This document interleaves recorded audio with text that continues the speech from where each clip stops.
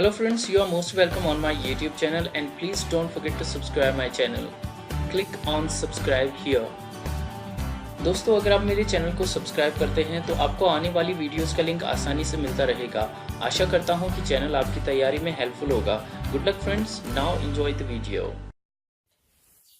Hello people, you are most welcome again on my YouTube channel and today I am going to talk about the age of Shakespeare drama. This portion we will be covering drama and also another topic, the university wits. Before Shakespeare, the most important group was university wits, and these are called university wits because they came from Harvard and Oxford universities.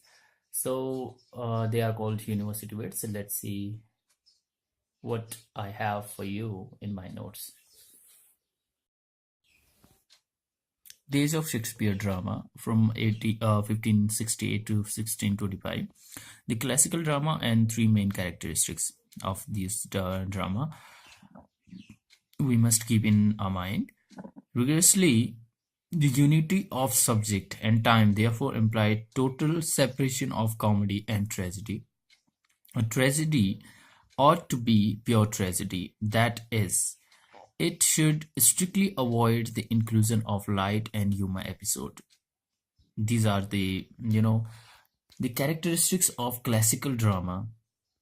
The three unities of time, plays and action should govern the construction of a play.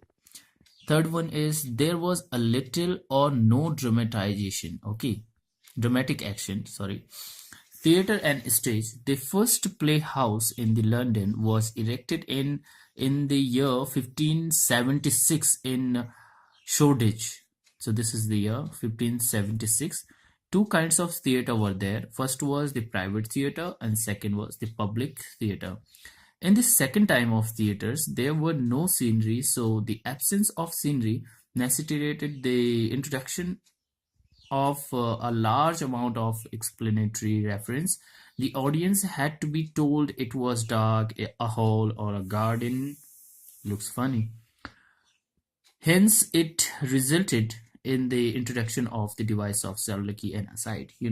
Sometimes in between play, the characters talk to themselves and they talk to themselves to tell the situation to others. All right, that what kind of situation is going on. Now here we have our PGKLM. This is the shortcut for university wits. Okay, Kid, Nash, Lily, Pele, Green, Marlowe. This is the shortcut for PGKLM. You can relate. Okay, so John Lilly, the leader of university wits, the first time we find suitable blank words for comedy means in his work we find it. Means he wrote comedies and he used blank words suitably. George Pele, the old wives' tale is the first dramatic literary satire in English. So the first dramatic literary satire is related to university wits, you can say. And George Pele wrote this one, P-E-E-L-E, Pele, whatever you can pronounce it. Robert Greene, or Green, History of Friar Bacon and Friar Bungay, 1589. Bungay, all right. So History of Friar Bacon and Friar Bungay, 1589. And Green's contribution to the portrayal of women character, especially of romantic heroines like Rosalind, Cecilius, Margaret, and Dorothea, are excellent portrait of women. Now, Thomas Lawes, his famous work is The Wounds of Civil War. Thomas Nash, Dido, The Isle of Dogs. You can see here I have written Isle. Okay. Hopefully it was the first time I saw this word Isle in my life in 2012-13 when I made these notes.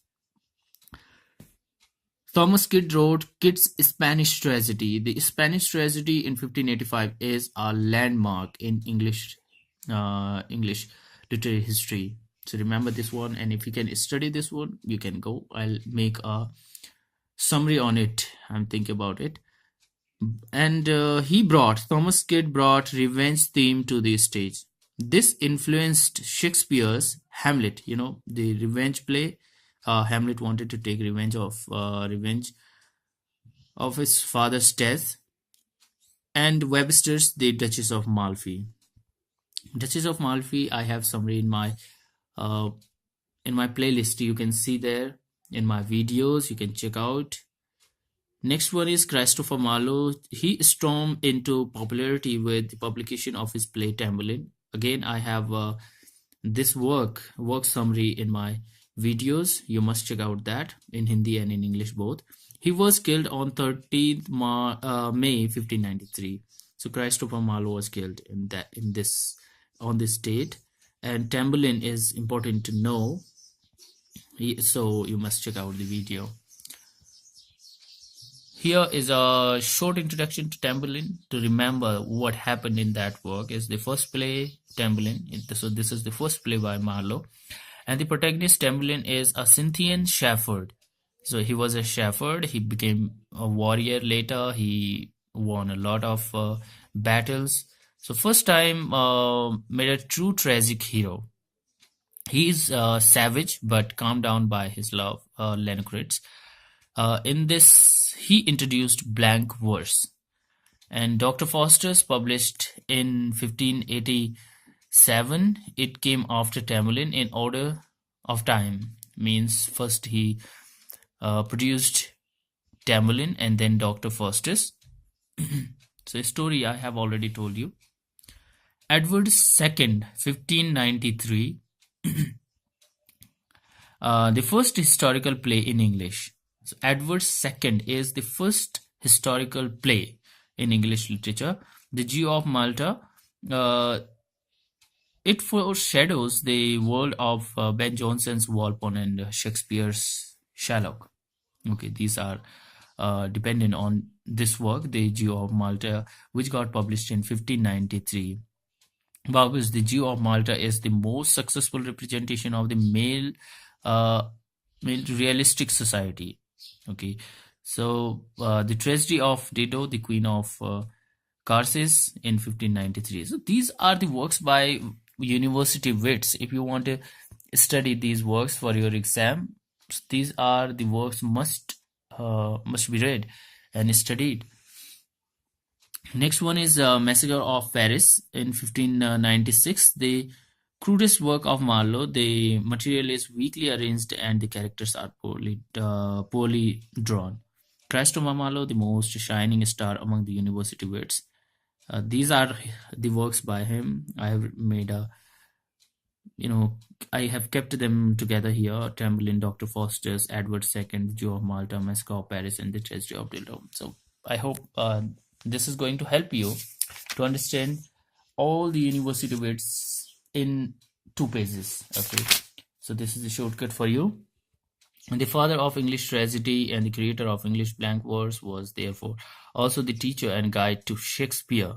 So Marlowe, university wits are important because they taught a lot of things to Shakespeare about characters, about a story, about tragedy. Okay, but as you can see that they were writing classic tragedy. They were not bringing any humor in between that, like Tamburlaine, the pure classic tragedy you can call it. But Shakespeare was bringing some humor, isn't it? You see, in King Lear, you see Fool, who was bringing some comic effect in that tragedy. King Lear is a tragedy, but we cannot call it classical tragedy according to this rule. Now, I just wrote a rule here. You see here, here you can see it should strictly avoid the inclusion of light and humorous episode for classical drama. So if you analyze King Lear according to this rule, you will find that it was not a pure classical tragedy. It was tragedy, but it was not pure classical tragedy because we have some characters like Fool. I hope you understood the whole chapter and it will help you. In next video, I am going to bring Shakespeare for you. He has written these works, histories and other things, and this is the shortcut. Merchant of Venice went to tame the shrew. Okay, In next video I will be making this one for you. Okay, bye bye, take care, see you. But don't forget to share my videos with your friends. And okay, good luck for your exams. Bye bye, take care.